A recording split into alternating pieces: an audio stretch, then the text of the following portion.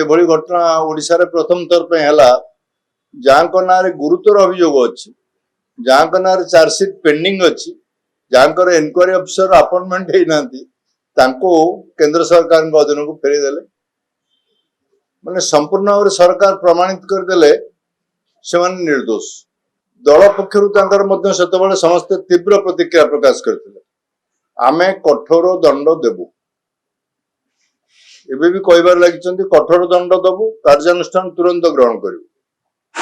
jail द्वार खोला अच्छी ये तीनोटी जाक कथा कहले तीनोटी जाकर विपरीत कथा कले चार्जसीट कले ना इनक्वारी अफिसर अपॉइंटमेंट हेले ना अपर लिस्ट ना देकी ना को सजेस्ट करी डेपुटेशन रे पठे देखु आईपीएस अफिसर मैंने होचंती all India officers all India appointed officers एवं आईपीएस मानकर हो बा आईएएस मानकर हो तांकर गोटे ऑल इंडिया सर्विस कोड्स अच्छी जो कथा कि से बारंबार उल्लेख करते सर्विस कोड रे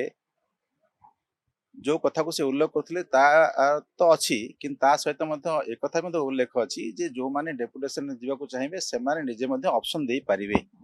से निजे इच्छा प्रकाश करें जे से डेपुटेशन देवा चाहते ए क्षेत्र में से विरुद्ध जो चार्जसीट हवा नवा कथा से कथा आर गोटे आईनगत दिग अच्छी से जेहेतु ऑल इंडिया अपॉइंटेड ऑफिसर्स से विरुद्ध में कौन कार्यानुष्ठान ग्रहण कला पूर्व संपूर्ण रूपे तार तदंत करने एवं कौन प्रकार ठोस प्रमाण बिना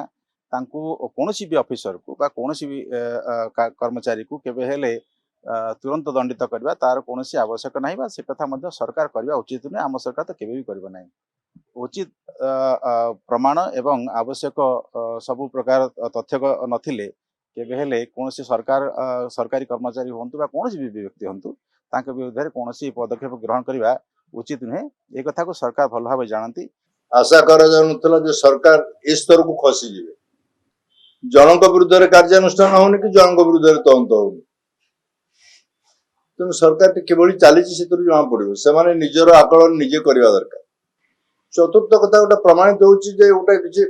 डील लेकिरी ये घटना टी करागला एभली घटना प्राय ओडिशा रे अन्य कौन अफिसर केस रे घटी ना के गत 30-40 वर्ष भीतर जिते अफिसर डेपुटेशन रे जाइचंती केंद्र सरकार अधीन को जाइचंती जहाँ विरुद्ध अभियोग होईची तांका विरुद्ध तदंत कोट ना कोट हेची कुछ स्तर ये केस रे काहे करागला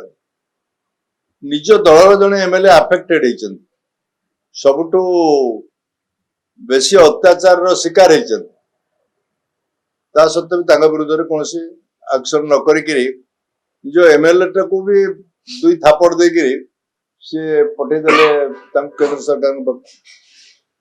तेणु गोटे रेस्पॉन्सिबल सरकार गोटे दायित्वशील सरकार एवं गोटे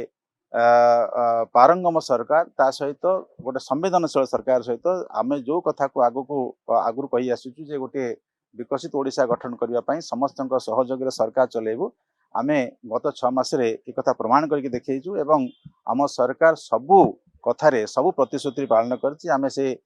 सुभद्रा भौणी मानक आमर महिला मानक सम्मान देवाई सुभद्रा योजनार लागू करवा हो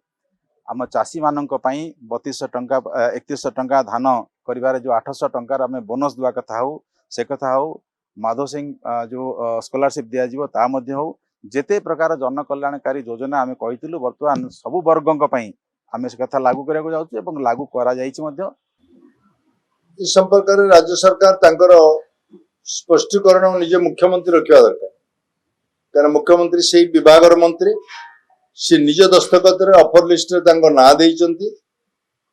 NOC no objection certificate issue we have no objection अर्थात विरुद्ध कौन अभियोग ना एभली घटना बोधे भावुँ ओडिशा विरल घटना डेपुटेशन सरकार सरकारी कर्मचारी खास करके ऑल इंडिया स्तर सरकारी जो अप्लाई करेंगे सरकार तांकर जो एप्लिकेशन उपरे राज्य सरकार को पचरा जाए एवं राज्य सरकार जे